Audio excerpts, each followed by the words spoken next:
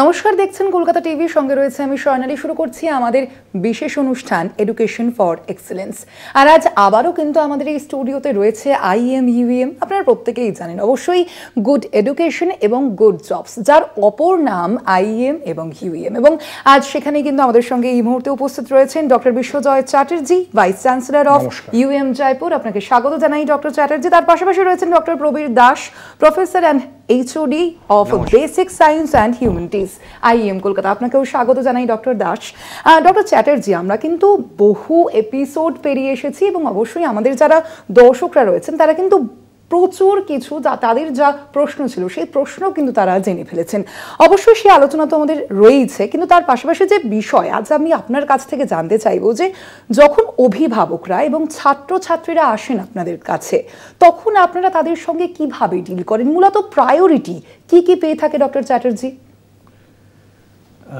দেখুন, ছাত্রছাত্রী কথাটা আগে আসি।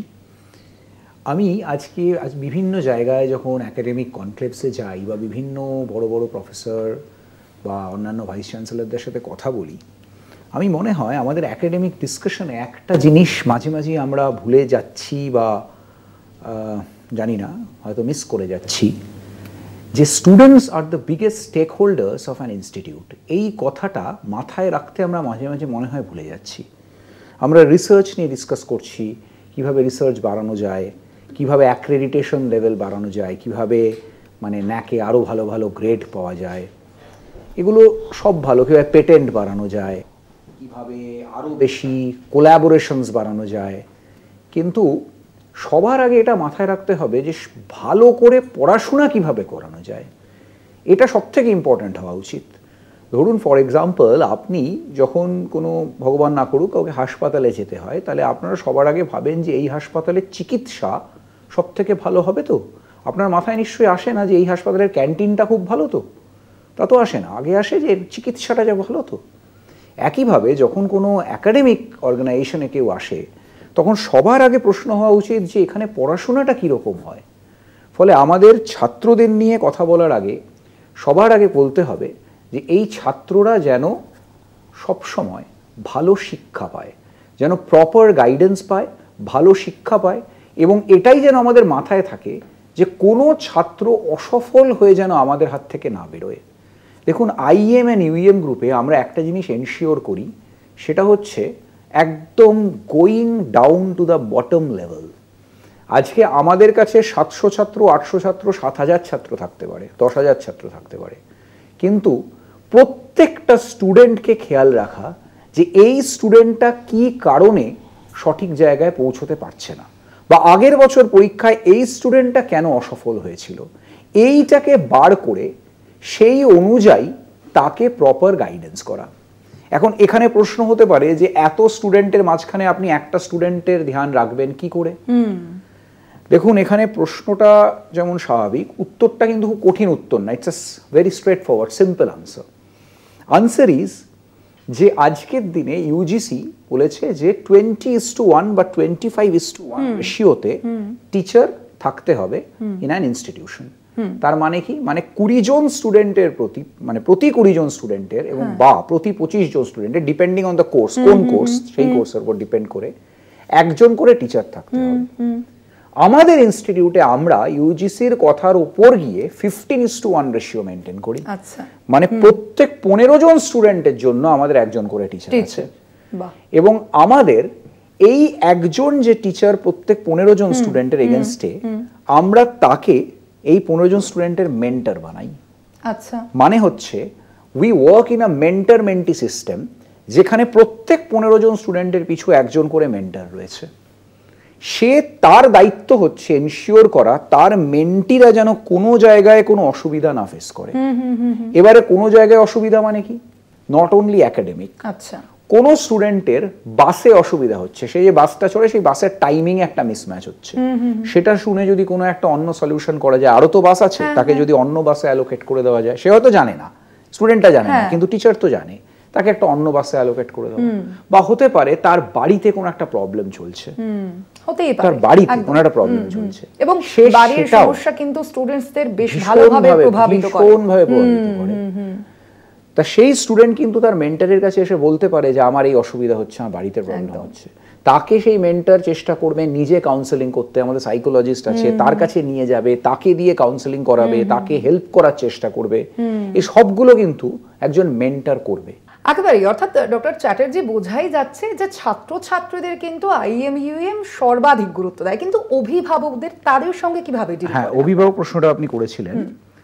দেখুন, অভিভাবকদের গুরুত্ব দেওয়ার প্রয়োজনীয়তাটা ভীষণভাবে রয়েছে বলে আমি মনে করি। তার কারণ হচ্ছে ছাত্র, দেখুন, একদিন যতটা সময় কলেজে তার শিক্ষক শিক্ষিকার সাথে কাটায় ততটাই সময় সে কিন্তু অভিভাবকের সাথে কাটায় যে কোনো দিন। আবার ছুটির দিনগুলোতে বেশিরভাগ সময় অভিভাবকদের সাথে কাটায়। এছাড়া যখন ধরুন সামার ভ্যাকেশন বা রিসেস বা ইন্টার সেমিস্টার ব্রেকটা চলছে তখন অনেকটা সময় অভিভাবকদের সাথে কাটায়। ফলে অভিভাবকদের এটা ভীষণ প্রয়োজন দেখা যে ছাত্র ঠিকভাবে পড়াশোনা করছে কিনা, সে সঠিক পথে সঠিকভাবে পড়াশোনা করছে কিনা, তার জানা দরকার যে কি কি পড়াশোনা হয়েছে, যাতে সে ইন টাচ থাকে এবং তাকে মাঝে মাঝে জিজ্ঞেস করতে পারে। এটা ভীষণভাবে প্রয়োজন। আমার যেটা মনে হয় যে অভিভাবকদের সাথে সবসময় একটা কলেজের যোগাযোগ রাখা দরকার, এবং সেটা আইএমইউএম গ্রুপ থেকে আমরা করি।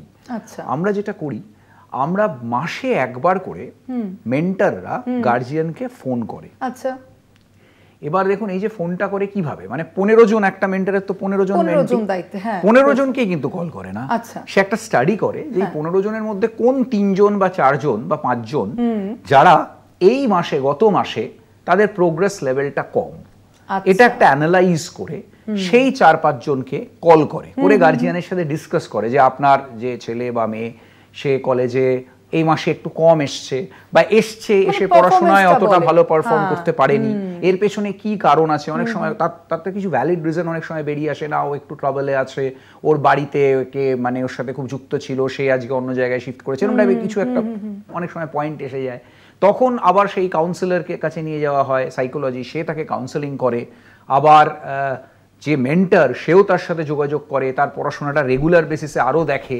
এইভাবে পুরো জিনিসটাকে ট্র্যাক করা হয়। তাই প্রত্যেক মাসে গার্জিয়ানকে কল করাটা ভীষণ ইম্পর্টেন্ট। এবং গার্জিয়ানের মধ্যে কিন্তু একটা ফিলিং দিতে হবে, দেখুন আপনি যে কোনো সময় কলেজে এসে আমাদের সাথে যোগাযোগ করতে পারেন, এই জায়গাটা গার্জিয়ানকে কিন্তু সবসময় মানে আশ্বস্ত করতে হবে। আমাদের যেটা হয়, যখন কলেজ শুরু হয় প্রথম দিন আমরা বলি, এবারও যখন প্রথম দিন শুরু হবে, এই মানে জুলাইয়ের একদম শুরুতেই আমাদের ক্লাস শুরু হয়। আমাদের ক্লাস, ইনফ্যাক্ট এটাও একটা পয়েন্ট যে আমাদের কিন্তু ক্লাস শুরু হয়, যত কলেজ আছে পুরো ইন্ডিয়ায় বলতে পারেন সবার আগে আমাদের ক্লাস শুরু হয়। আমরা ধরুন একদম জুলাইয়ের 1 তারিখ কি 2 তারিখে আমাদের ক্লাস শুরু হয়ে যাবে। তা আমরা যেটা করি সেটা হচ্ছে আমরা সবসময় ফোন করে মানে গার্জিয়ানদের বলে দিই যে আপনারাও প্রথম দিন আসবেন। আচ্ছা, এবং সব গার্জিয়ান আসে, তাদেরকে আমরা আশ্বস্ত করি যে আপনার প্রয়োজনে আপনি কিন্তু এসে আমাদের সাথে যখন খুশি যোগাযোগ করতে পারেন এবং করবেন। তার কারণ হচ্ছে এই যোগাযোগটা করলেই আমাদের যৌথ উদ্যোগে, মিলিত উদ্যোগেই কিন্তু আপনার ছাত্র বা ছাত্রী ভালো করবে। কারণ আবার সেই আমি শেষও করব ওই কথাটাই বলে, প্রত্যেকটা স্টুডেন্ট আমাদের রেসপন্সিবিলিটি। আমার এটা কখনোই ভাবলে চলবে না যে আমার কাছে 1000 স্টুডেন্ট আছে, 999 জন তো ভালো করছে, তুমি কেন খারাপ করছো। আমাকে সবসময় মনে করতে হবে ওই একজন যদি খারাপ করে তার রেসপন্সিবিলিটিও আমাকে নিতে হবে, নিয়ে এনশিওর করতে হবে সেও যেন ভালো পথে যায়, ভালো মানুষ হয়, সফল হয়। একেবারেই। ডক্টর দাস, আমি এবার আপনার কাছে আসবো। অবশ্যই আমরা জানি যে আপনি বেসিক সায়েন্স এবং হিউম্যানিটিজের HOD, সেক্ষেত্রে এই সাবজেক্টটা ঠিক কি জানতে চাইবে এবং তার পাশাপাশি এর গ্রহণযোগ্যতা বর্তমান সময়ে কেমন? আমি শুরু করব একটা কথা দিয়ে, যে একটা বাচ্চা যখন জন্মায়, জন্মানোর পর আস্তে আস্তে বড় হতে থাকে, তো বাড়িতে প্রথমেই ডেফিনেটলি যেটা শুরু হয় তার যে পড়াশোনার হাতেখড়ি, সেটা কিন্তু সেই বাংলায় অ আ ক খ, ABCD, ইংলিশে এই সমস্ত জিনিসগুলো দিয়েই শুরু হয়। এবং আস্তে আস্তে বাচ্চাটি প্রথমে অ আ ক খ শেখে, তারপর সেখান থেকে কিছু শব্দ ভাণ্ডার শেখে, সেখান থেকে সেন্টেন্স তৈরি করে বা বাক্য তৈরি করে, করতে করতে একদিন সে কবিতা, উপন্যাস অনেক কিছুই পড়ে ফেলে এবং অনেক দুর্বোধ্য শব্দ, ধাপে ধাপে এগোয় তারা। তো বেসিক সায়েন্স অ্যান্ড হিউম্যানিটিজ আমার চোখে বলবো না, এটা অনেক মানে এডুকেটেড যারা প্রপার রিসার্চ করেছেন আজকে বিভিন্ন টপ নচ ইউনিভার্সিটি ওয়ার্ল্ডে, তারাও এটার গুরুত্ব দিয়ে থাকেন যে বেসিক সায়েন্স অ্যান্ড হিউম্যানিটিস কথাটার মধ্যেই তো বেসিক রয়েছে। So that is the foundation of any discipline. যখন আমি institute of engineering and management বা IMUM গ্রুপে বলছি যেখানে আমাদের ইঞ্জিনিয়ারিং আর ম্যানেজমেন্ট এই সাবজেক্টটা, স্পেশালি আমি ইঞ্জিনিয়ারিং নিয়েও যদি বলে থাকি, তাহলে বেসিক সায়েন্স মিনস যে ফিজিক্স, কেমিস্ট্রি, ম্যাথমেটিক্স, বায়োলজি এবং হিউম্যানিটিস সেগমেন্টে ইংলিশ তো বলবোই, এছাড়াও আরও সাবজেক্ট আছে। তো আমি যদি সামান্য ইংলিশটা নিয়েই বলি, আজকে যত বড়ই ইঞ্জিনিয়ার কেউ হোক না কেন বা যাই হোক না কেন, সে যদি ইংলিশে কি বলতে চাইছে, সে কিছু একটা আবিষ্কার করেছে বা কিছু একটা বলতে চাইছে, সেটা যদি তাকে প্রপার ইংলিশটা সাথ না দেয়, তাহলে হয়তো আবিষ্কার রাইট ডিরেকশনে যাবে আর তার রিপ্রেজেন্টেশন লেফট ডিরেকশনে যাবে, আলটিমেটলি সেটার কোনো গুরুত্ব থাকবে না। সেম অ্যাজ টু, মানে আমি হায়ার লেভেলে গিয়ে কিছু পড়াশোনা করব, তো করার জন্য যাই করি না কেন, ওই ব্যাকবোনটা কিন্তু কোথাও ফিজিক্সের মধ্যে, কোথাও কেমিস্ট্রির মধ্যে। ফর এক্সাম্পল, আজকে যদি বিভিন্ন যে সেমিকন্ডাক্টর, আমাদের মিশন সেমিকন্ডাক্টর, আমাদের তো এই মিশন সেমিকন্ডাক্টরে আমি যদি খুব গ্রাউন্ড লেভেলে চলে যাই, তাহলে কিন্তু সেখানে সেমিকন্ডাক্টর হিসাবে সেই সিলিকন, জার্মেনিয়ামই চলে আসে। সুতরাং কেমিস্ট্রিকে অস্বীকার করে সেমিকন্ডাক্টরে যাওয়া যায় না, বা পড়াশোনাটা অসম্পূর্ণ হয়। যেমন একটা প্রবাদ আছে যে সেই গোড়া যদি আলগা থাকে, আমি আগায় জল দিয়ে কিন্তু একটা গাছ বাঁচাতে পারবো না। তো আমরা আমাদের বিশ্বজয় স্যার যেটা বলছিলেন যে স্টুডেন্টদের গুরুত্ব দেওয়ার জন্য আমাদের তাদের কোয়ালিটি এডুকেশনে প্রথমেই প্যারামিটার হচ্ছে তার ভিতটা শক্ত করতে হবে, এবং ভিতটাই হচ্ছে ওই বেসিক সাবজেক্টগুলো অ ক খ অফ দিস ইঞ্জিনিয়ারিং। তো সেইটা সব জায়গায় আগে ক্লিয়ার করা হয় ফার্স্ট ইয়ারে, তারপর তাকে নেক্সট লেভেলে পাঠানো হয় হায়ার ইয়ার থেকে। তো এন্টায়ার যে ফার্স্ট ইয়ার থাকে, যখন সে যে স্ট্রিমেই ভর্তি হোক, সে কম্পিউটার সায়েন্সে হোক বা ইলেকট্রনিক্সে হোক বা যে কোনো ইভেন আপকামিং যে মানে এখন যে সমস্ত অ্যাডভান্স ফিল্ড বিভিন্ন আছে, AIML, IoT, CSBT, তো বিভিন্ন যে স্ট্রিমগুলো থাকুক না কেন, তারা কিন্তু প্রথম বর্ষটা বেসিক সায়েন্স অ্যান্ড হিউম্যানিটিস ডিপার্টমেন্টের আন্ডারে থাকে, এবং এই বেসিক এডুকেশনগুলো মানে বলতে গেলে ভিতটাকে শক্ত করে। যে ভিতের ওপর দাঁড়িয়ে তাদের ভবিষ্যতের ইঞ্জিনিয়ারিং এর পথ চলাটা অনেক স্মুথ হয়, ইভেন সে যে স্ট্রিমেই থাকুক না কেন। এবং এই সাবজেক্টের মধ্যে শুধুমাত্র যে ফিজিক্স, কেমিস্ট্রি না, বেসিক ইলেকট্রনিক্স, আমরা এটাকে বেসিক সায়েন্স বলতে শুধুমাত্র যে সায়েন্সই ভাবি তা নয়, আমরা বেসিক ইলেকট্রনিক্সটা পড়াই, বেসিক মেকানিক্সটা পড়াই, সো দ্যাট তার যে বেসিক বিল্ডিং ব্লকটা তৈরি হয়, যার উপর দাঁড়িয়ে একটা বড় ইমারত তৈরি করতে পারে। এবং এটা আমাদের ওয়ান অফ দ্য মানে সাকসেস স্টোরি, এবং এটা আমাদের একদম ইনসেপশন থেকে এই ডিপার্টমেন্টটা এক্সিস্ট করে। এবং ইভেন্চুয়ালি আই ফিল ফরচুনেট যে আমি এখন ওই ডিপার্টমেন্টটা লিড করছি ফ্যাকাল্টি মেম্বার। ডক্টর চ্যাটার্জি, আপনিও কিন্তু কিছুক্ষণ আগে বলছিলেন যে এই সাবজেক্টটা কিন্তু আপনার খুব পছন্দের, এবং তার অ্যাকসেপ্টেন্স, এই বিষয়টাও একটু ছোট্ট করে জানতে চাইবো। খুব ছোট্ট করে যদি বলতে হয়, দেখুন একটা ছোট্ট জোকস আছে, আগে বলি, যে একটা বাচ্চা মাল্টিপ্লিকেশন ভুল করে এসছে, তাকে বাড়িতে বলছে যে তুই মাল্টিপ্লিকেশনগুলো এরকম ভুল করেছিস কেন? তা সে দেখাচ্ছে, বাবা দেখো আমি না মাল্টিপ্লিকেশনের লাস্ট স্টেপে তো তিনটে ওই অ্যাডিশন করতে হয়, আমি মাল্টিপ্লিকেশনে ভুল করিনি, আমি অ্যাডিশনে ভুল করেছি। অ্যাডিশনটা তো সিলেবাসে নেই, আগের বছর ছিল, এবছর নেই, তা সেটা বললে তো চলবে না, অ্যাডিশন তো সবসময় সিলেবাসে আছে।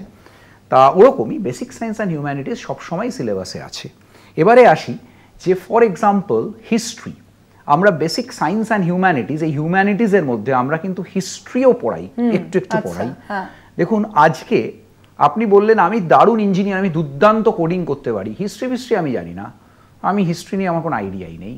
দেখুন আপনি যখন কোনো একটা আলোচনা সভায় যাবেন অ্যাজ অ্যান ইঞ্জিনিয়ার, আপনি বিভিন্ন বিষয় নিয়ে ডিসকাস করবেন, তখন একটা কোনো প্রসঙ্গ উঠলো যেটা হিস্ট্রি বা কিছুর সাথে রিলেটেড, বেসিক হিস্ট্রির সাথে আপনি কিছুই বলতে পারলেন না, সেক্ষেত্রে আপনি যদি একজন খুব মহান ব্যক্তি হয়ে থাকেন ইঞ্জিনিয়ারিংয়ে, তাহলে আপনাকে অনেকেই বলবে যে হ্যাঁ হ্যাঁ ও তো মহান ব্যক্তি, এটা জানে না, কোনো ব্যাপার না, ও শুধু ওর টপিকটাই জানে। কিন্তু আপনি যদি মহান ব্যক্তি সেই মহানত্বের জায়গায় যদি না পৌঁছন, তাহলে কিন্তু লোকে বলবে যে দেখো কত বোকা, এখন প্রফেসর বা একজন স্টুডেন্ট ইঞ্জিনিয়ার পাস করে বেরিয়েছে ইঞ্জিনিয়ারিং, কি বোকা, বেসিক হিস্ট্রিটুকুও জানে না। ফলে ওই বেসিক জায়গাটা শেখাটা ভীষণ দরকার আমার মনে হয়। আর তুমি যদি লিটারেচার ভালো জানো, কবিতা ভালো লিখতে পারো, no doubt you are a good human being. তুমি তোমার ভেতরটা খুব সুন্দর, তুমি সুন্দর চিন্তা ভাবনা করো, সুন্দর চিন্তা ভাবনা থেকে কিন্তু ইঞ্জিনিয়ারিংও ভালো আসে। আজকে যে লোকটা এরোপ্লেন বানিয়েছিল, সে নিশ্চয়ই তার আর্টিস্টিক মাইন্ড এরোপ্লেনের ছবিটা দেখতে পেয়েছিল, তাই সে এরোপ্লেনটাকে অত সুন্দর করে অত সুন্দর স্ট্রাকচার দিতে পেরেছিল।